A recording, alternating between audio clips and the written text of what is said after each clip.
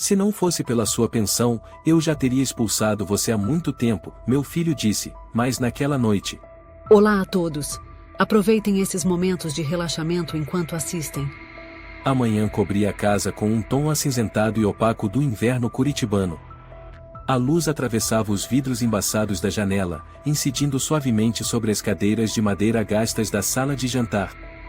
Seu Antônio, de 78 anos, limpava silenciosamente a mesa, cada movimento lento, mas cuidadoso. No pulso, ainda usava o antigo relógio de bronze, já desbotado com o tempo. A cozinha ainda guardava o cheiro de café frio. Passos ecoaram no corredor, seguidos pela voz grave e ríspida de Juliano, seu filho. Você lembrou de pagar a conta de luz, Beatriz? Esse mês o aquecimento tá mais caro, ainda tem que sustentar um cadáver velho. Seu Antônio parou, a mão que segurava o pano de prato começou a tremer. Beatriz, sua nora, nem levantou os olhos do celular e respondeu com indiferença. Ainda bem que tem aquela aposentadoria. Se não. Juliano riu com desprezo e puxou a cadeira para se sentar à mesa. Se não fosse por aquela aposentadoria, eu já tinha chutado ele daqui faz tempo. Um pequeno toque. O copo na mão de seu Antônio caiu sobre a mesa, bateu de leve, sem quebrar, mas o som ecoou claramente no silêncio. Ele ficou imóvel, os dedos ainda tocando a superfície da mesa, trêmulos. Ninguém olhou para ele. Ninguém parou a conversa. Beatriz se levantou, caminhando como se ele nem existisse. Deixei café no fogão. Não vai deixar queimar de novo, hein? Seu Antônio olhou para sua xícara de chá. A água já estava fria. As palavras continuavam ecoando na sua cabeça como um sino interminável. Chutado ele daqui. Ele recuou até a janela, onde a luz entrava. Sua mão segurou levemente a moldura da janela. Do lado de fora, o pequeno cacto que ele plantara meses atrás ainda resistia sozinho ao frio. Como ele. A voz de Juliano soou novamente de outro cômodo. O pai deve estar acostumado a ouvir, né? Décadas vivendo às custas dos outros, não é novidade.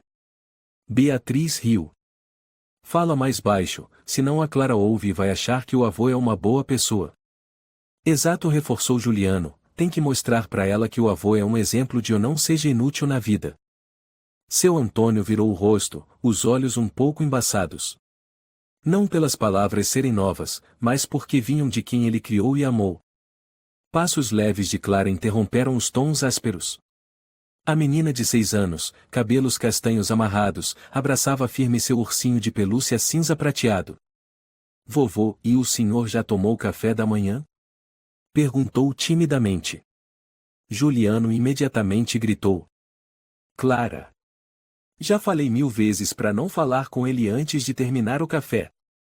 A menina se assustou e recuou. Seu Antônio forçou um sorriso. Não tem problema, Juliano. Ela só estava perguntando. Beatriz interveio. Perguntando o quê? Alguém que não ganha um centavo não tem moral para sentar à mesa com a gente. Pai, termina logo aí. Deixe espaço para quem é jovem comer, disse Juliano, se espreguiçando ao se levantar. Seu Antônio abaixou a cabeça, recolheu silenciosamente os pratos. Nos olhos de Clara havia um brilho de compaixão, rapidamente abafado pelo medo. A gente vai ao mercado. Cuidado para não deixar água cair no chão, hein, pai? Se escorregar de novo, vai querer botar a culpa na gente. A porta se fechou. A casa voltou ao silêncio. Seu Antônio ficou parado na cozinha vazia, as mãos tremendo levemente. Pegou o pano de prato e limpou a mesa mais uma vez, embora já estivesse limpa. Como um hábito sem nome, como se tentasse segurar algo que estava escapando. De repente, o som da campainha. Ele caminhou até a porta, devagar. Do lado de fora, Henrique, seu antigo amigo dos tempos da estação ferroviária, agora morando no sul da cidade. Antônio. Como você tá, meu amigo? Sorriu Henrique, com um olhar ainda cheio de amizade.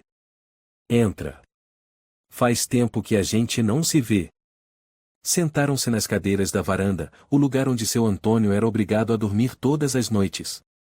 Sem cobertor. Sem colchão. Ouvi dizer que você tá morando com seu filho? Deve ser melhor que viver sozinho, né? Seu Antônio sorriu sem graça, olhando para o horizonte. Tem seu lado bom, e seu lado difícil. Henrique riu alto. Difícil é normal. Eu moro com minha filha, ela até grita às vezes, mas no fim das contas, e ainda é minha casa.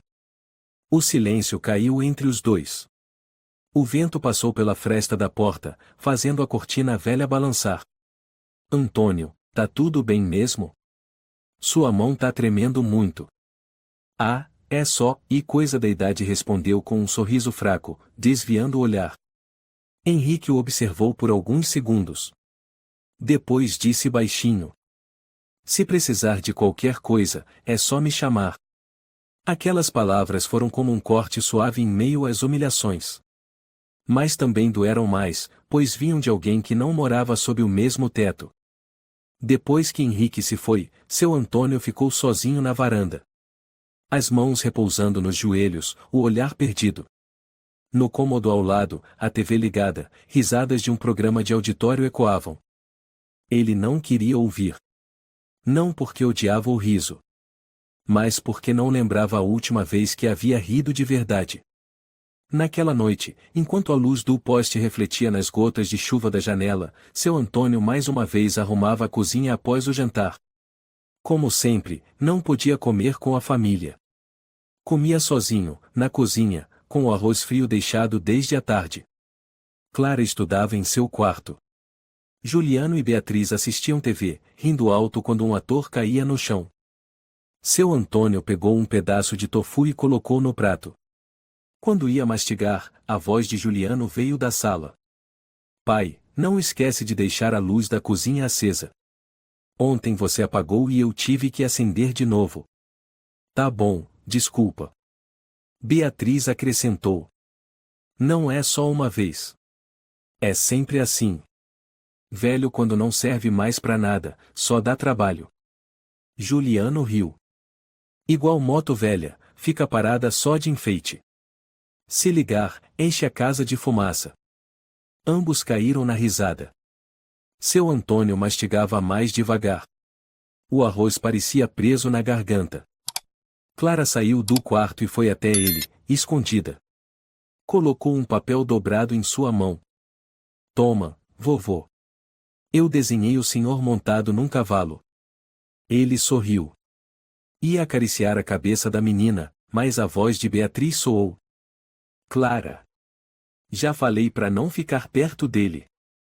Clara puxou a mão de volta, olhou para o avô e correu de volta ao quarto. Ele olhou o desenho. No papel, ele vestia uma capa, montado num cavalo, cercado de raios de sol. Muito diferente da realidade. Ele apertou o desenho contra o peito, fechou os olhos. E por um instante breve, achou ouvir a voz de Maria, sua falecida esposa, sussurrar. Antônio, não deixe que tirem sua dignidade. Ele abriu os olhos. O teto ainda era cinzento. Mas seu coração ainda batia. O vento passando pela fresta da porta de vidro da varanda fez seu Antônio se encolher. O cobertor fino e rasgado não bastava para o frio cortante da noite de inverno. Acima, o toldo de plástico já amarelado estava coberto de poeira. Seu canto para dormir, um colchão velho no canto da varanda, onde antes ficavam os vasos de plantas. Agora, era o quarto dele. Sem porta. Sem aquecimento. Beatriz costumava dizer. Já é sorte ele ter onde dormir. Ninguém é obrigado a fazer hotel para sanguessuga. Juliano ainda completava. Dormir aí é até prático. Perto do banheiro externo. E não gasta luz. Ele não reagiu. Nunca reagia. Qualquer resistência que tivesse um dia já havia morrido dentro dele desde que Maria se foi. Desde que nenhuma palavra naquela casa mais lhe pertencia, apenas servia para empurrá-lo para longe. Pela manhã, ele acordava mais cedo que todos. Como um velho hábito, varria sozinho o pequeno quintal dos fundos, recolhia folhas secas, limpava a mesa da varanda. Ninguém mandava ele fazer isso. Mas ele precisava manter as mãos ocupadas para que a mente não pensasse nas coisas que aconteciam todos os dias. Passos de Juliano soaram atrás dele. O que o senhor está fazendo? Para de mexer nesse cacto. Da última vez o senhor quebrou um galho dele. Me desculpa. Eu não percebi. Se não percebe, então para de mexer. Nem uma coisa simples consegue fazer. Ele abaixou a cabeça. O vento voltou a soprar forte. As folhas voaram desordenadas, uma delas pousou sobre seu ombro. Juliano já tinha voltado para dentro de casa. Na cozinha, Beatriz preparava o café da manhã.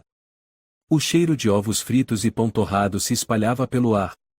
Clara estava sentada à mesa, balançando as pernas, os olhos fixos na caixa de lápis de cor.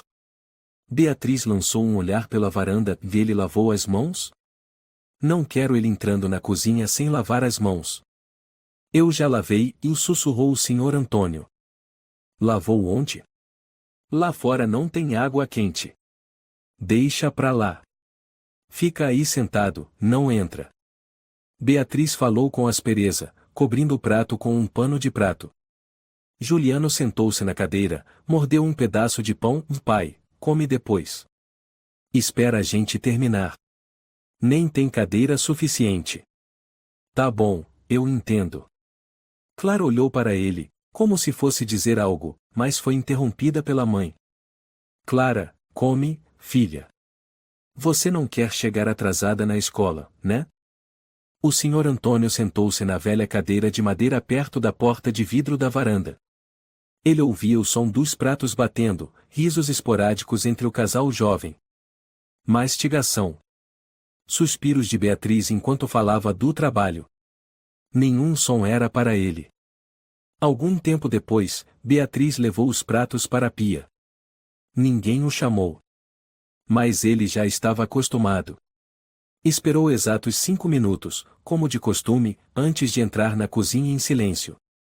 A parte dele era um prato de arroz branco com algumas fatias de conserva.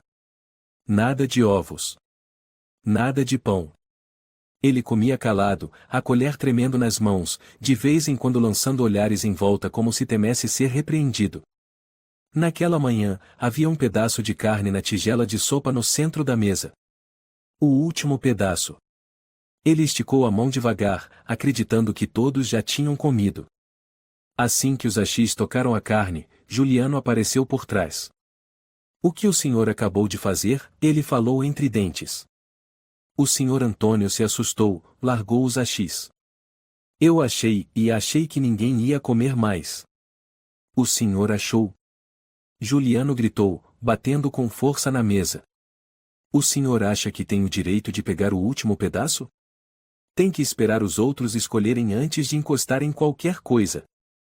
Beatriz entrou, braços cruzados, olhando para ele, sempre assim. Come escondido, feito ladrão. Não, e o senhor Antônio gaguejou, tentando se levantar. Senta aí, gritou Juliano. O senhor pensa que é quem? Um rei esperando ser servido? O senhor é um peso. Um inútil vivendo às custas dos outros. Ele abaixou a cabeça. Clara, ouvindo os gritos, correu do quarto e ficou parada na porta. A menina tentou se aproximar, mas Beatriz a puxou de volta. Não chega perto. Deixa ele aprender a ter vergonha. Juliano, furioso, chutou a cadeira ao lado do pai, fazendo-a cair no chão. E esse pedaço de carne, sou eu que vou comer. Quem trabalha nessa casa sou eu, não o senhor. Ele pegou o pedaço de carne, colocou na boca e mastigou lentamente, como se zombasse. O senhor Antônio assentiu com a cabeça, permanecendo imóvel. A garganta travada, não era fome, era humilhação. Beatriz murmurou, se tivesse ido embora naquela época, a gente não estaria sustentando um estorvo até hoje. À noite, o senhor Antônio se encolheu no colchão, coberto até o queixo. Sobre a mesinha ao lado, havia um desenho feito por Clara, dele montado num cavalo, como um cavaleiro. O som da notificação de mensagem veio da sala, do celular de Beatriz. A mãe da Lúcia disse que o velhinho caiu, foi parar no hospital. Velho morando sozinho é triste mesmo. Juliano aumentou o volume da TV e ainda bem que aqui em casa não é assim. Pelo menos temos o pai aqui, economiza um dinheirão com o asilo. Beatriz riu com desdém, ele é tipo um caixa eletrônico útil. Clara olhou para a varanda. A luz da sala projetava a sombra do rosto enrugado do avô calado, mas de olhos abertos. Na manhã seguinte, o Sr. Antônio acordou cedo como sempre. A casa ainda estava escura. Caminhou até a cozinha em silêncio, queria pegar um pouco de água quente, mas ouviu a voz de Beatriz atrás. Já falei para não entrar na cozinha depois das 10 da noite. Quantas vezes mais, hein? Desculpa. Eu estava com sede. Tem água lá fora. Naquele galão. Bebe aquilo mesmo. E para de ficar rondando pela casa. Juliano entrou, secando o cabelo com a toalha. O senhor não tem o que fazer, não? Fica aí só respirando o dia inteiro? Eu posso lavar uns panos. Ou varrer o chão. Não precisa. Vai acabar sujando mais. Fica lá fora. Quando precisar, a gente chama. Ele assentiu com a cabeça e foi para a varanda. A porta de vidro foi fechada atrás dele. A casa foi clareando aos poucos, mas sua figura se perdia na neblina fria. Sozinho, em silêncio, ele se perguntou: será que existe mais alguém no mundo vivendo como eu? Uma sombra dentro da própria casa, sobrevivendo do desprezo? Ninguém respondeu. Só o vento. E um leve ruído vindo do corredor. Sábado. O tempo em Curitiba amanheceu frio, mas a casa de Juliano estava mais agitada do que o normal. Beatriz se movimentava sem parar na cozinha, preparando a comida. O som do óleo chiando na frigideira, o cheiro de carne assada e vinho preenchiam todos os cômodos. Juliano vestia uma camisa nova, cabelo penteado com gel, caminhava de um lado para o outro, de tempos em tempos conferindo o relógio. Vai ter visita hoje? Perguntou o Sr. Antônio, limpando novamente a mesa da varanda. Amigos da faculdade. Só um encontro. Juliano respondeu sem olhar para ele. Quer que eu ajude com alguma coisa? Juliano lançou um olhar de desprezo e não. Só fica calado e não aparece. Beatriz gritou da cozinha: é melhor o senhor ficar na varanda mesmo. Ninguém quer comer com um velho enrugado andando por aí. O Sr. Antônio parou. Olhou para suas mãos cheias de manchas senis, veias saltadas sob a pele. Inspirou fundo e voltou ao velho colchão na varanda. Pouco depois, a campainha tocou. Risos e conversas invadiram a casa. 3 homens entraram, todos mais ou menos da idade de Juliano, bem vestidos, cheiro forte de perfume. E aí, Juliano? Quanto tempo? Um deles bateu no ombro de Juliano. Essa é sua casa? É bem espaçosa. Um pouco velha, mas o bom é que é perto do centro.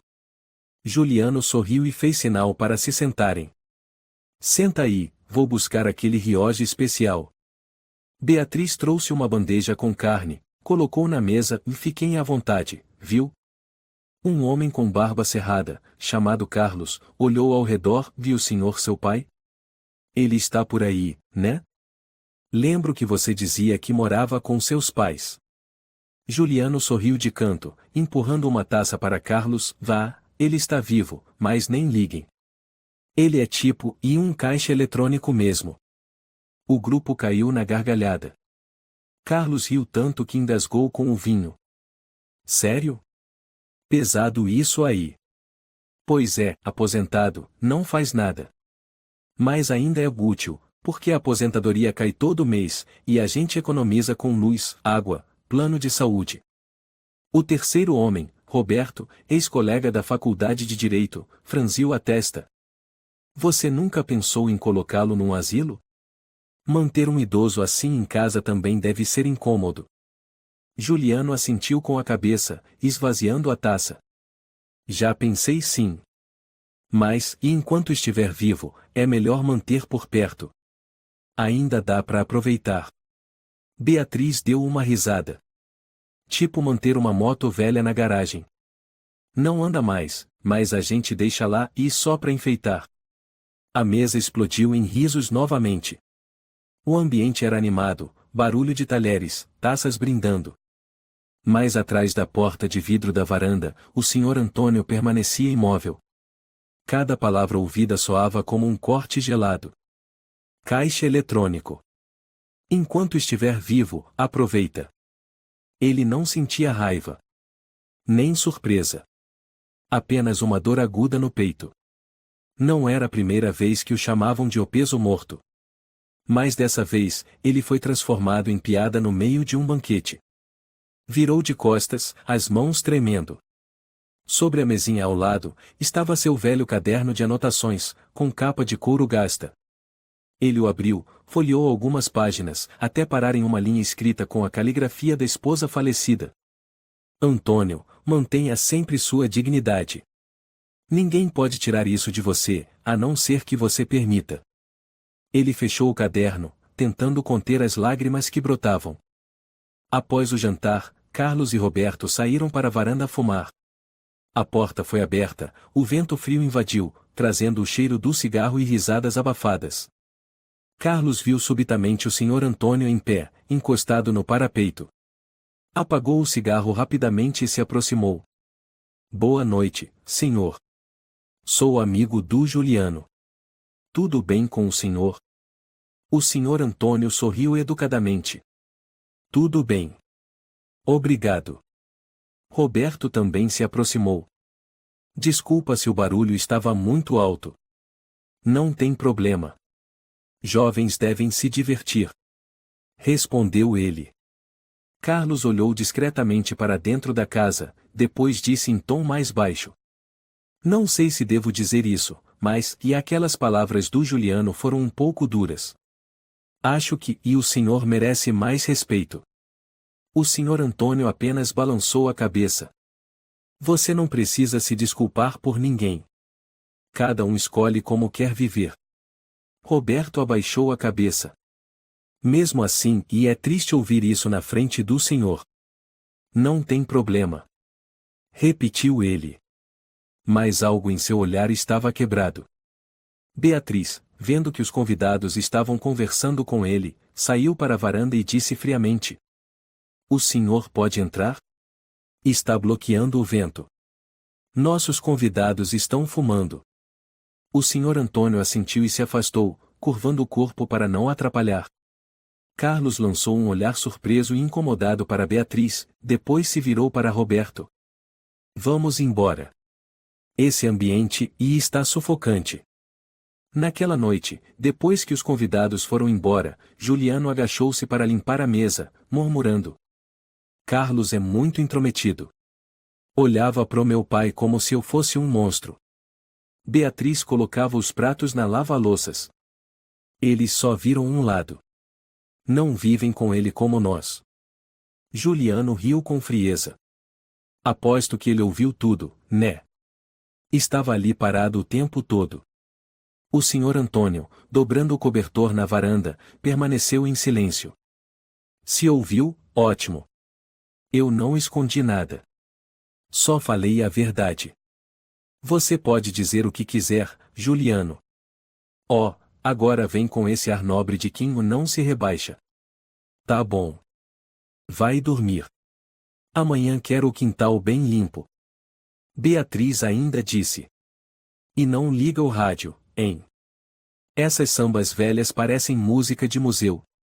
Ele assentiu, mas quando as luzes da casa se apagaram, retirou discretamente o pequeno rádio de debaixo do colchão. Ligou no volume mais baixo possível, só ele conseguia ouvir.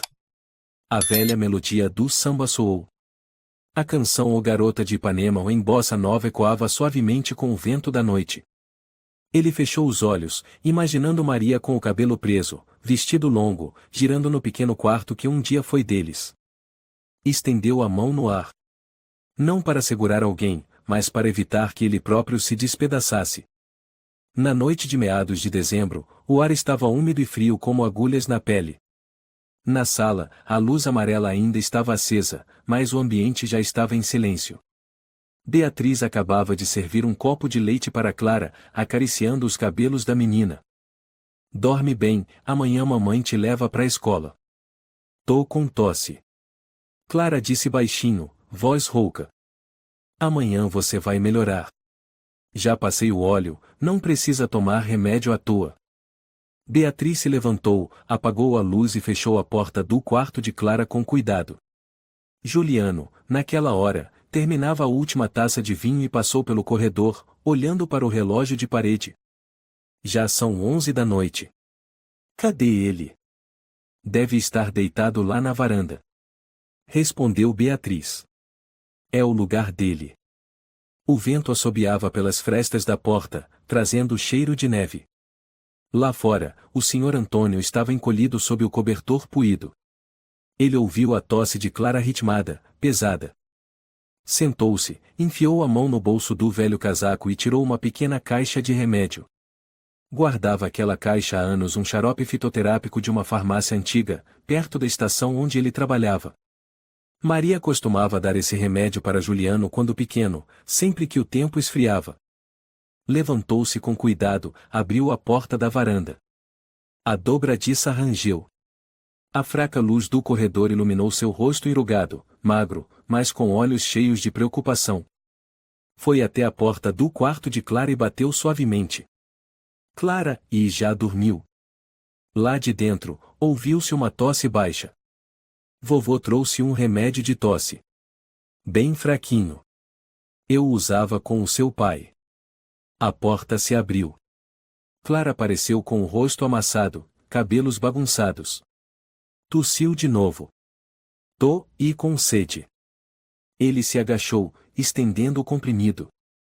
Mastiga esse aqui e toma um pouco d'água. Não é amargo.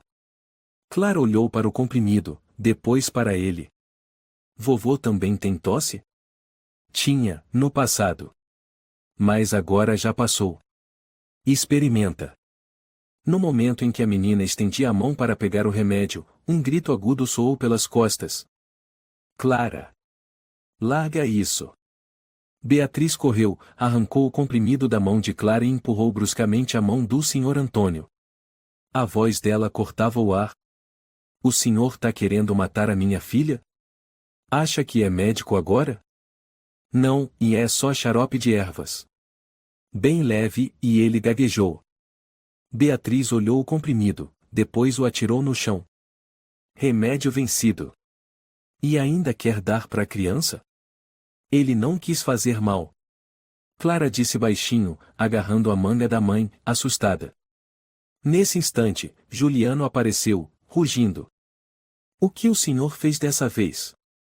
Quer causar problema de novo? Ele agarrou a gola da camisa do pai, puxando-o para o corredor. Já falei para não chegar perto da minha filha.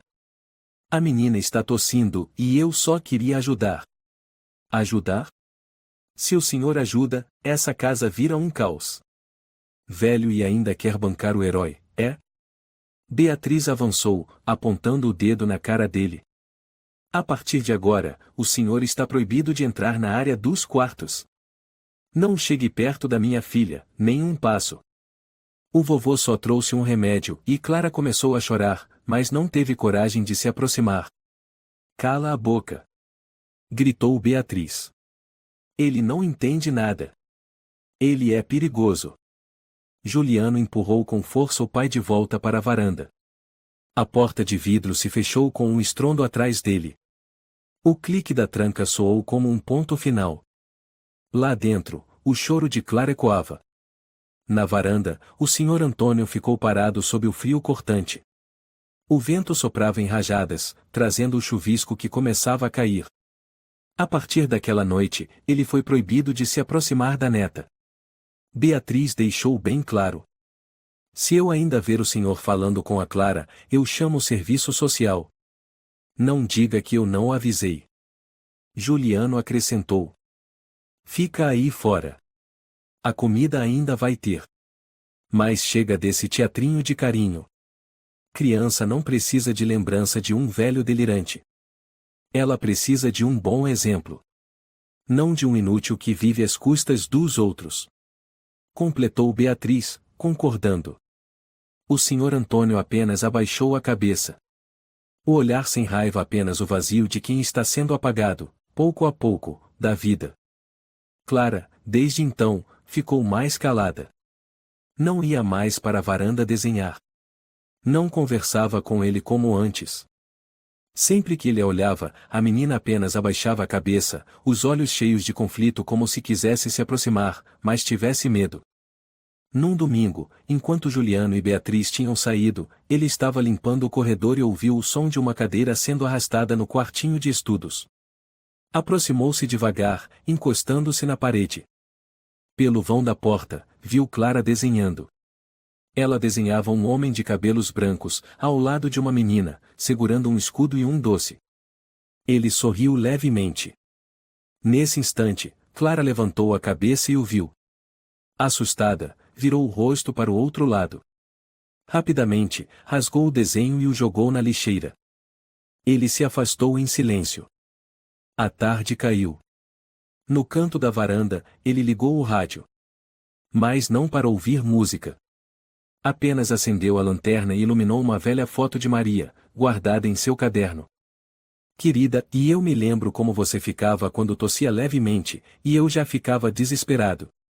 Você dizia, só preciso de um comprimido e um abraço. Agora, e nem o remédio eu posso oferecer. Nem um abraço. Com mãos trêmulas, retirou do pequeno armário um papel e escreveu apressado. A menina não tem culpa. Se um dia ela perguntar, diga que o avô não sabia amar do jeito certo. Mas não a deixe pensar que foi ela quem errou. Dobrou o papel e o colocou dentro do caderno. Naquela noite, ele teve febre. Mas ninguém soube. Continuou deitado do lado de fora, respirando com dificuldade. Ninguém foi ver. Ninguém perguntou. As luzes da casa ainda estavam acesas. Mas por dentro, a escuridão já cobria até as lembranças. A noite passou arrastada. O vidro da varanda amanheceu coberto de geada. O Sr. Antônio estava encolhido sob o cobertor fino, o peito chiando, tremendo ocasionalmente com a febre que não cedia. Na mão, segurava o pequeno rádio. Ele tremia junto com seus dedos fracos. Era velho, amarelado, com botões gastos, mas ainda pegava algumas estações em. Apertou um botão.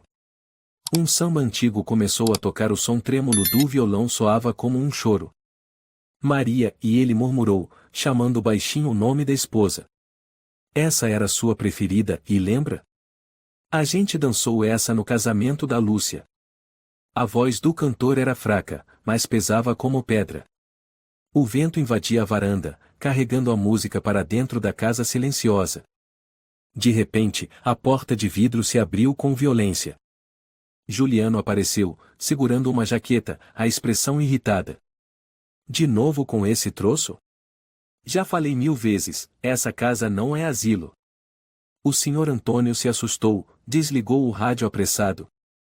Desculpa, e eu só queria ouvir um pouco. Juliano avançou e arrancou o rádio das mãos dele, gritando. Sabe só atrapalhar. A Clara perdeu o sono por causa disso. Você tem ideia do medo que ela sentiu ouvindo música no meio da noite? Eu não sabia, e pensei que, estava baixo. Baixo? Isso aqui. Ele levantou o rádio e, num gesto brusco, atirou com força contra a parede de tijolos da varanda. Creche. O rádio se despedaçou. Estilhaços voaram, um deles cortou a mão do Sr. Antônio. O sangue escorreu pelo dedo. Vermelho vivo. Tremendo. Você quebrou, e ele gaguejou, abaixando-se para recolher os pedaços. Um deles tinha uma inscrição desbotada no alto-falante, fabricado no Brasil, 1986, ou presente de casamento que Maria lhe dera. O que ainda lamenta? Lixo velho! Gritou Juliano, virando as costas e entrando. O Sr. Antônio se abaixou, recolhendo os cacos. Uma das mãos sangrava, mas ele não parou. Com a outra, virou cada pedaço, procurando o botão onde estavam gravadas as letras OMT, entalhadas com um canivete por Maria no aniversário dele.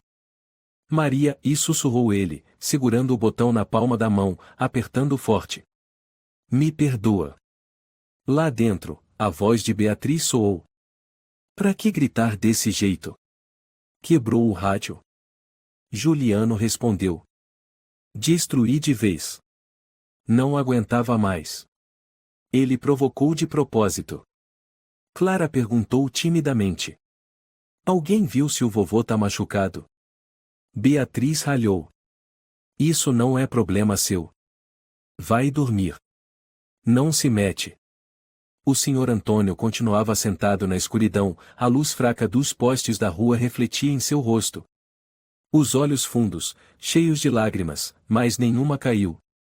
Na manhã seguinte, com o sol mal nascendo, ele entrou em silêncio na cozinha para procurar um curativo. Sua mão estava enrolada num lenço velho, com sangue seco ao redor do corte. Abaixou-se diante da gaveta do armário de remédios. O que tá fazendo aí? Beatriz perguntou em voz alta, preparando café. Só procurando um curativo e machuquei a mão. Ninguém autorizou o senhor a mexer nas coisas. Sai da cozinha. Só preciso de um pequeno. Juliano entrou, olhando a mão do pai. O que aconteceu? Me cortei, e ontem à noite. Claro. Sempre tem um drama. Coisa de velho ranzinza. Juliano balançou a cabeça, pegando leite na geladeira. Clara, sentada perto dali, olhou para o senhor Antônio, os lábios comprimidos. Vovô, tá doendo? Ela perguntou baixinho. Beatriz bateu a xícara de café na mesa. Clara, quantas vezes eu tenho que dizer? Não fale com ele. A menina se encolheu, abaixando a cabeça. Ela só perguntou, e tá tudo bem, e o senhor Antônio tentou acalmá-la. Tá tudo bem pra você, mas não pra nós. Gritou Juliano. Eu não quero minha filha crescendo achando que um velho dependente é exemplo de vida. Mas você também dependeu de mim, e quando era pequeno, e respondeu o senhor Antônio, a voz trêmula. Juliano virou-se, o olhar gelado. Sim. E agora eu retribuo não te jogando na rua. Já é mais do que o senhor merece. Beatriz concordou com a cabeça. Velho como o senhor devia agradecer, não ficar jogando na cara o passado, como se a gente tivesse dívida. Naquela tarde, Henrique, amigo antigo do senhor Antônio, apareceu de surpresa. Trouxe uma sacola com comida e um rádio pequeno novo. Antônio, sei que sem isso você não aguenta. Consegui trocar com um vizinho por esse antigo, mas ainda funciona bem. O senhor Antônio ficou com os olhos marejados, estendeu as mãos para receber. Obrigado, Henrique. Fiquei sabendo que você machucou a mão? Perguntou Henrique com preocupação. Não é nada. Só um corte pequeno. Eu já falei, se estiver difícil aqui, vai lá para casa por umas semanas. Ainda tenho um quarto sobrando. Antes que o senhor Antônio pudesse responder, Juliano saiu de dentro da casa, braços cruzados. Os assuntos aqui são da minha casa, Henrique. Ninguém tá maltratando o velho. Henrique franziu a testa. Juliano, conheço seu pai desde quando você ainda estava na faculdade. Sei que você não era assim. Eu cuido da minha família do meu jeito. Você cuida da sua. Beatriz apareceu atrás dele, mãos na cintura. Senhor Henrique, se não tiver outro assunto, por favor. Henrique olhou para os dois, depois virou-se para o senhor Antônio. Se algum dia você quiser sair daqui, estarei esperando. O senhor Antônio assentiu, dizendo obrigado apenas com o olhar. Naquela noite, quando todos na casa já dormiam, ele ligou o rádio novo que Henrique lhe deu. Bem baixinho. Muito baixo. Desta vez, era um samba lento, melancólico. O vento lá fora continuava frio. Mas dentro dele, cada melodia antiga acendia um pequeno brilho silencioso. Não era esperança. Era lembrança. Maria, chamou ele novamente eu cumpri minha palavra. Ainda te amo. Por mais que me esmaguem, eu ainda me lembro de cada música que você gostava. Fechou os olhos. A noite continuava fria. Mas dentro dele, ainda havia um cantinho, só seu.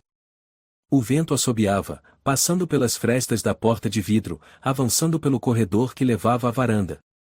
A casa, no inverno, ficava mais fria do que o normal, especialmente à noite. O Sr. Antônio estava sozinho, enrolado no cobertor grosso que Henrique lhe mandara na semana anterior. Era a única coisa que impedia que seus ossos tremessem até o fundo. Era quase meia-noite. As luzes da casa estavam apagadas. Beatriz e Juliano dormiam. Clara também, quietinha no quarto. Ele cochilava, mais inquieto. De algum lugar do andar de baixo, ouviu-se um som leve de ocreco como alguém forçando uma porta. Ele se levantou de imediato, sentou-se ereto, ouvindo com atenção. Outro som surgiu, passos leves. Muito leves. Mas ele sabia identificar. Tinha trabalhado como vigia por muitos anos. Olhou na direção da porta da cozinha. A cortina balançava suavemente. A luz do corredor refletia uma sombra tênue, como se algo estivesse bloqueando a passagem. Levantou-se, abriu a porta de vidro da varanda e entrou na casa. Tem alguém lá fora? Murmurou. Ninguém respondeu. Caminhou até a cozinha e ligou a luz fraca. A janela estava entreaberta, a tranca frouxa. Estranho, dele lembrava bem que fora Juliano quem verificara os fechos 2 dias antes e estavam firmes. Virou-se para o corredor onde ficava a porta principal. O trinco da maçaneta estava deslocado, e havia marcas de dedos ainda úmidas. Aproximou-se do quarto do casal Juliano, bateu levemente. Toque, toque. Juliano, acorda, acho que tem alguém rondando lá fora. Instantes depois, passos arrastados se aproximaram. Juliano abriu a porta, apenas uma fresta. A luz do abajur lançava um brilho pálido sobre seu rosto irritado. O que o senhor tá falando? Passos.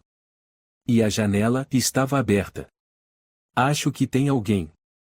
Velho, não consegue dormir à noite, inventa coisa. Não tem ninguém. Não estou inventando. O trinco estava mexido. A cortina balançou, e ouvi sons estranhos. Beatriz gritou lá de dentro. Lá vem ele com as paranoias de novo. Já não é a primeira vez. Lembra da outra vez? Disse que escutou o choro às 2 da manhã. Era só a TV do vizinho. Disse Juliano, balançando a cabeça. Mas desta vez tentou insistir. Vai dormir, pai. Interrompeu Juliano. Se amanhã sumir alguma coisa, eu verifico a câmera. Agora, não acorda a casa inteira por causa dessas fantasias. A porta foi fechada com um estrondo, como um tapa na cara. Ele permaneceu ali, parado no corredor frio, a mão ainda trêmula. Retornou à varanda, puxou o cobertor sobre o corpo. Os olhos seguiram a direção da cozinha, onde a cortina ainda tremia com o vento da noite. Na manhã seguinte, ele voltou a verificar o trinco. Tudo parecia igual, nada faltando. Mas o pequeno arranhão na moldura de madeira ainda estava lá, uma prova silenciosa de algo que ninguém queria acreditar. Juliano desceu do andar de cima, bocejando. Dormiu bem, pai? Ou ouviu alguma coisa de novo? Não. Só, ainda acho estranho. Sabe que a esquizofrenia costuma surgir na velhice, né? Começa com umas alucinações pequenas assim. Beatriz sorriu de canto, tomando o café. Talvez seja a hora de levar ele para consultar. Viver num mundo inventado assim é triste. Clara ficou calada, mexendo a colher no café com leite, os olhos voltados para o avô. Ele apenas sorriu de leve para a neta e abaixou a cabeça. Naquela noite, ele tentou esquecer os sonhos da véspera. Pegou um romance antigo, Vidas Secas, mas não conseguia se concentrar. Seus olhos voltavam sempre para a janela da cozinha, onde a luz do corredor tremeluzia. O vento voltou a soprar. E então, mais uma vez o som de um rangido. Dessa vez mais longo. Mais claro. Ele se levantou, foi direto à cozinha. A janela estava entreaberta outra vez. A cortina se mexia, como se alguém a tivesse acabado de afastar. Tem alguém aí? Perguntou baixinho, os olhos percorrendo o ambiente. Nenhuma resposta. Abriu totalmente a janela, olhou para fora um corredor completamente escuro. A luz com sensor no final não acendeu.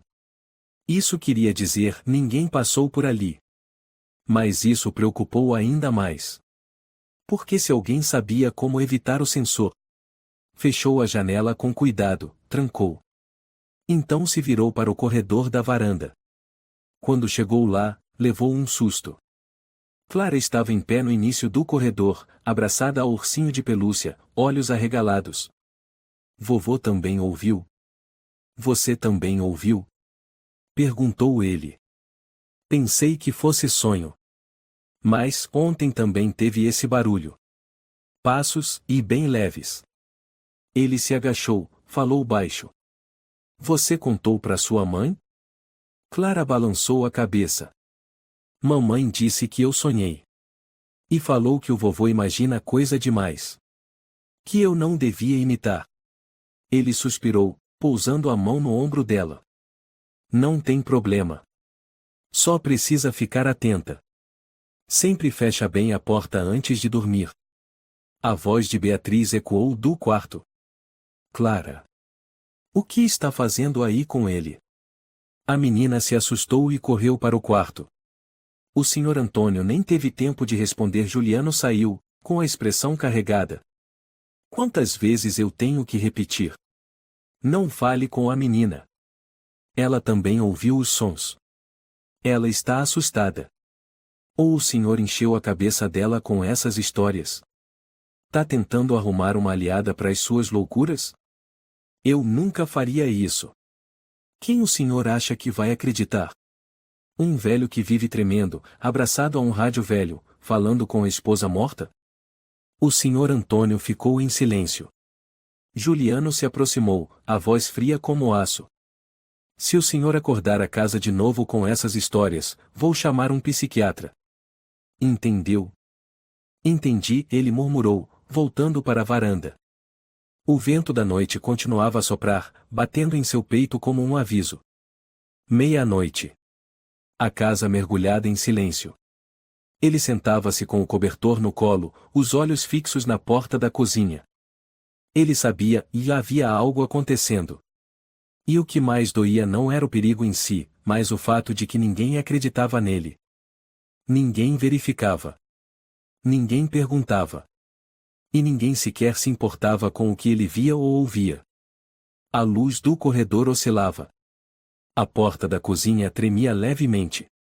E ele, sozinho, segurava aquela dúvida como quem guarda o último fragmento de dignidade.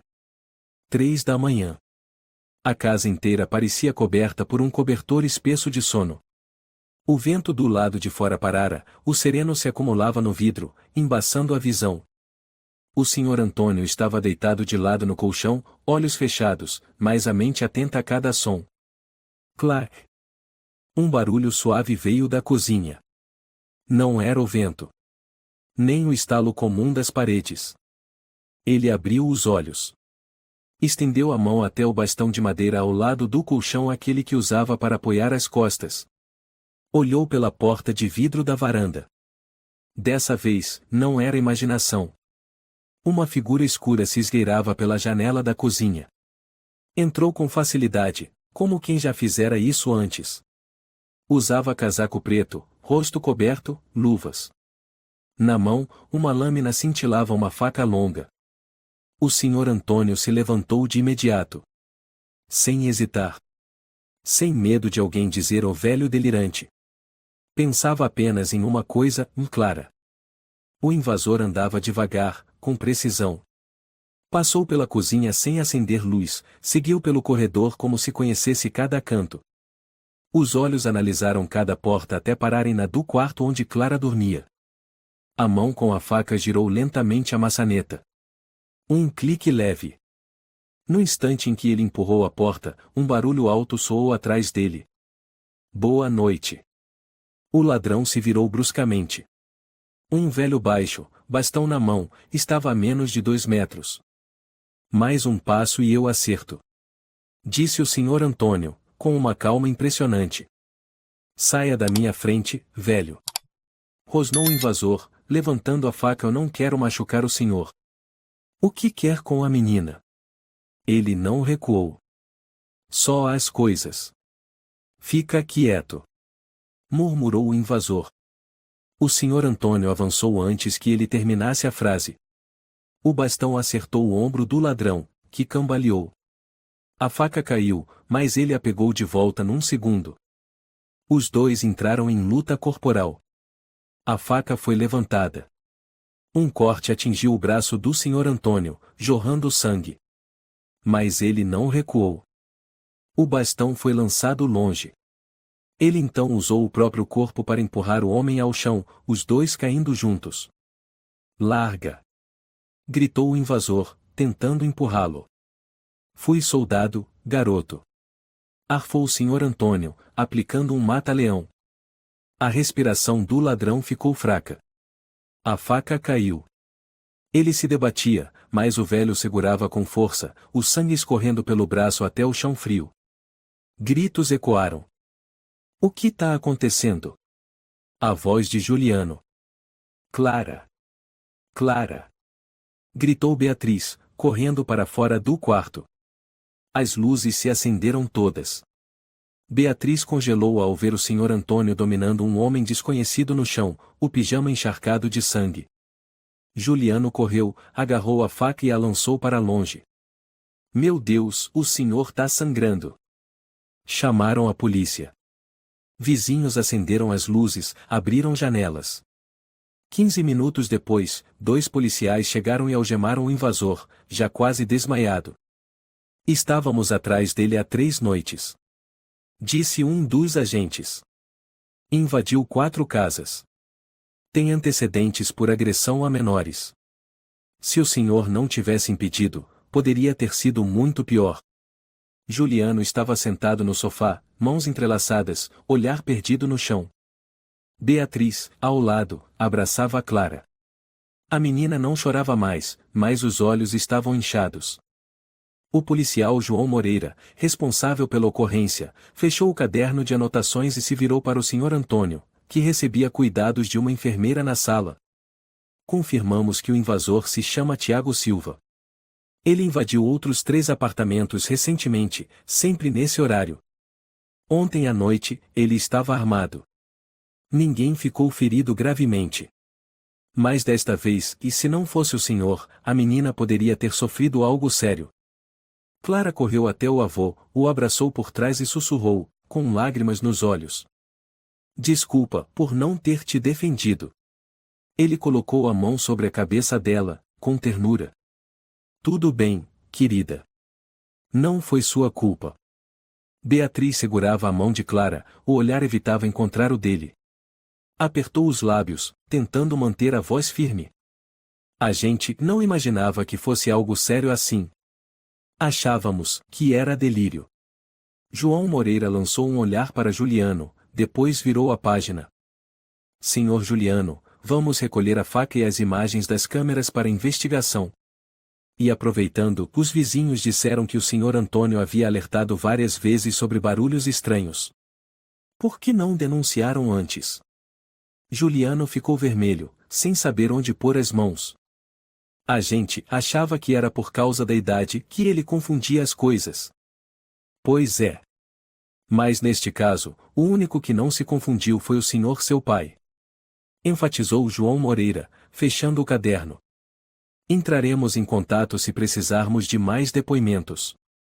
Quando a polícia foi embora, Henrique apareceu pela porta dos fundos, com uma sacola de frutas.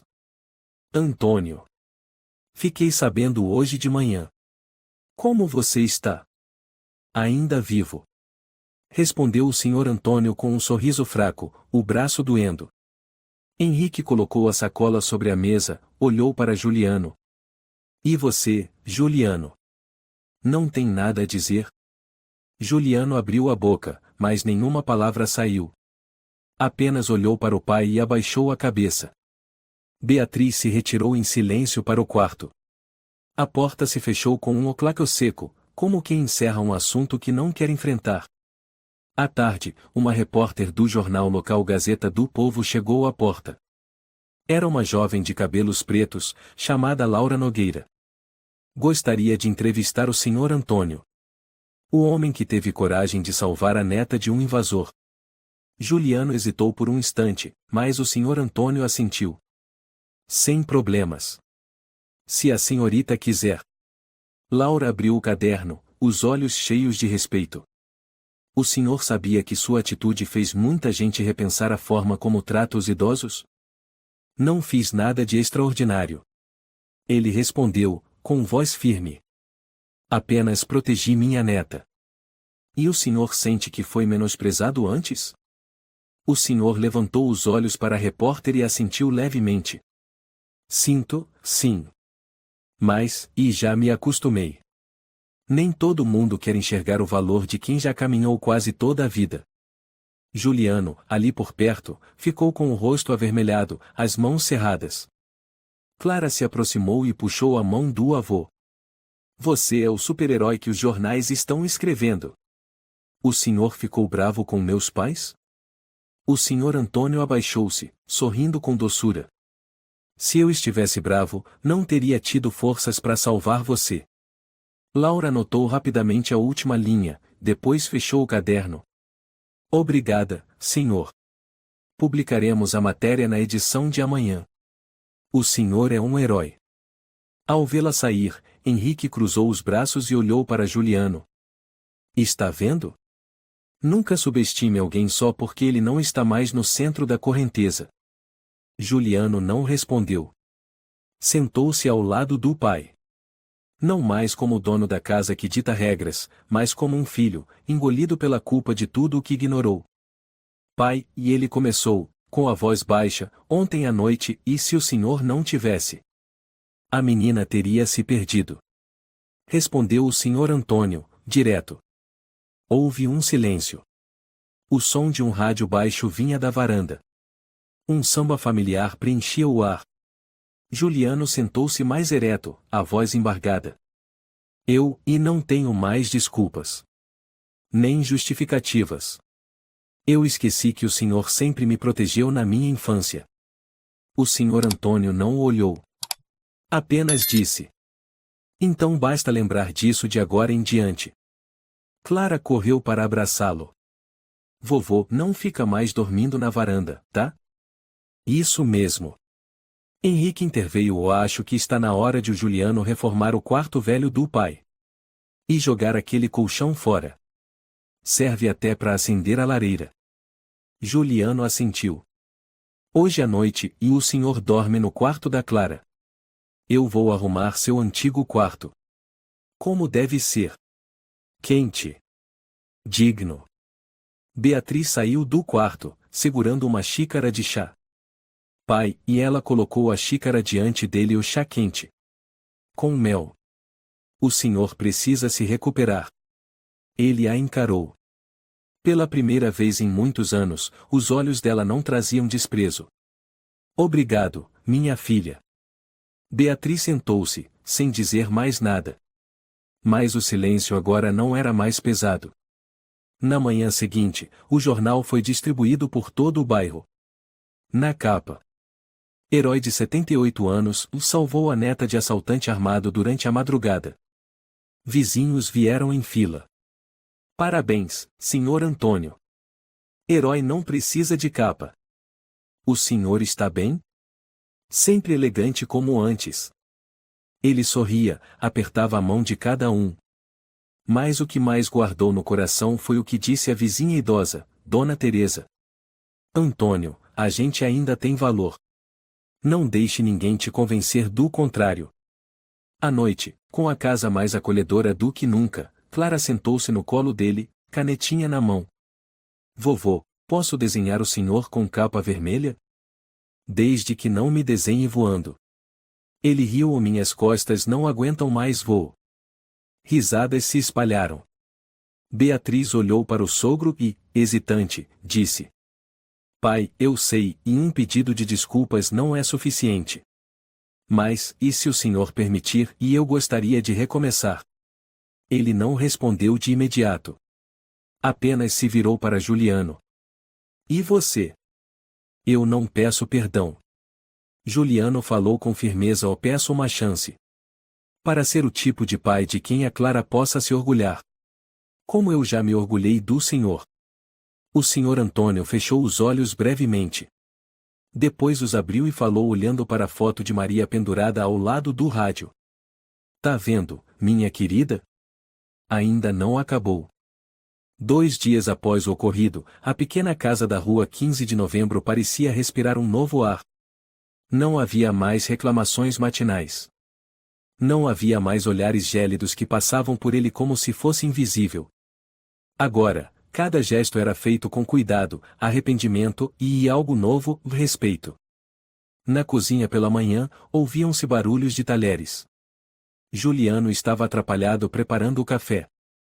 Os ovos tinham queimado de um lado. O cheiro levemente tostado. Beatriz, ao lado, cortava pão. Primeira vez que faço ovos em anos. Não reclama. Juliano riu sem graça. Pelo menos não jogou tudo no chão como da última vez. Beatriz respondeu baixinho, olhando para a varanda. Ou ele já acordou? Fui chamá-lo. Disse que estava alongando um pouco. Beatriz abaixou os olhos, murmurando. Você reparou como o olhar dele mudou? Sim. É como se ele não estivesse mais preso naquela neblina. Ou talvez, seja a gente que está enxergando direito agora. O senhor Antônio sentou-se à mesa do café. Algo simples, mas era a primeira vez em quase 2 anos que ele era convidado a partilhar uma refeição. Beatriz colocou diante dele uma xícara de chá quente, dizendo suavemente: Obrigada, pai. Ele parou. Não pelo chá. Mas por aquelas 2 palavras, vindas dela, sem sarcasmo, sem frieza. O que você disse? Ele perguntou, quase num sussurro. Eu disse, obrigada. Beatriz o encarou por tudo que o senhor fez. E por tudo que nós deixamos de fazer. Juliano apareceu com um pano na mão. Pai, deixe eu trocar o curativo. Ontem peguei um antisséptico novo na farmácia. Ele ergueu o braço. Ainda estava vermelho, mas a ferida já cicatrizava. Não precisa. Ainda tenho mão para limpar a mesa. Não precisa fazer nada. Disse Juliano, sentando-se à frente. A partir de agora, a gente cuida. O senhor só descansa. Tomar café assim é estranho. Ele sorriu, os olhos brilhando. Clara saiu correndo do quarto, carregando um novo desenho. Vovô. Olha. O senhor tá voando no desenho. Voando? Ele riu alto. Ou de novo o super-herói? Não. É o vovô com capa, voando por cima da casa, segurando uma faca, igual nos desenhos animados. Onde vamos pendurar? Juliano perguntou. Clara apontou. Na sala. Beatriz não protestou. Pelo contrário, ajudou a colar com fita adesiva. O senhor Antônio ficou ali, olhando em silêncio para o desenho colado bem no centro da parede acima da estante onde antes ficava a foto de casamento de Juliano. No dia seguinte, a casa recebeu uma visitante especial, Laura Nogueira, a repórter que havia entrevistado o senhor Antônio anteriormente. Desta vez, ela veio acompanhada de um fotógrafo. O jornal quer tirar uma foto do senhor com a neta. Ela sorriu. Ou vamos fazer uma matéria especial, o herói silencioso. Não precisa exagerar. Disse ele. Eu não estou acostumado a ser elogiado. É justamente por isso que temos que elogiar por você. Respondeu Laura, rindo. Após as fotos serem tiradas, Laura entregou um envelope. Um fundo anônimo de apoio a idosos quis enviar isso como forma de agradecimento. O senhor Antônio tentou recusar. Mas Juliano o recebeu em seu lugar. Vamos usar esse dinheiro para reformar o sótão e transformá-lo num espaço só para o meu pai. Com livros, plantas, rádio e também os desenhos da neta. Laura assentiu, satisfeita. Antes de ir embora, ela se virou e disse: "O senhor sabe o que torna a sua história tão especial?" "O quê?" "Não é porque o senhor enfrentou um ladrão. É porque enfrentou a invisibilidade e reconquistou seu lugar através da dignidade." A noite caiu. Neve leve dançava do lado de fora da janela. No novo quarto, o Sr. Antônio estava sentado à mesa, folheando lentamente seu velho caderno. Ao lado, um porta-retrato de Maria repousava com destaque sobre a mesa, ao lado de um pequeno vaso com cacto. Beatriz entrou, segurando uma toalha morna. "Pai, precisa de mais alguma coisa?" "Só, e de um pouco de silêncio." Ela assentiu e se retirou. Passos leves se aproximaram. Clara apareceu à porta. "Vovô, e já dormiu?" "Ainda não." "Entra." A menina correu e se aconchegou no colo dele. "Vovô, e você acha que, quando eu crescer, vou ficar velha como você?" "Talvez." Ele sorriu. "E se eu ficar velha e ir morar sozinha, e será que as pessoas vão achar que eu não sirvo para nada?" "Não. Porque quando isso acontecer, você vai se lembrar do que o vovô passou. E não vai deixar ninguém ser tratado como eu fui." Clara assentiu e desenhou algo no ar com os dedos. "Você não é mais uma sombra, vovô. Você é luz." O Sr. Antônio apertou de leve os ombros da neta. As lágrimas desceram em silêncio. Pela primeira vez em muitos anos, ele chorou. Não por dor. Não por mágoa. Mas porque ele sabia que, finalmente, havia retornado. Não como um fardo, mas como um pilar silencioso da família. Essa história é um lembrete profundo de que respeito e dignidade não dependem da idade ou da capacidade física, mas da forma como alguém vive e ama. O Sr. Antônio, antes visto como uma sombra invisível, provou que o valor de uma pessoa não pode ser apagado pelo desprezo. A maior lição não é apenas gratidão, mas saber escutar, acreditar e corrigir enquanto ainda há tempo. Não espere perder alguém para perceber quem, em silêncio, sempre sustentou o lar onde você vive. Se você gostou desta história, convidamos você a dar um like e se inscrever em nosso canal. Seu apoio nos motiva a continuar trazendo histórias comoventes quase todos os dias. Estamos muito agradecidos pelo seu apoio. Até breve.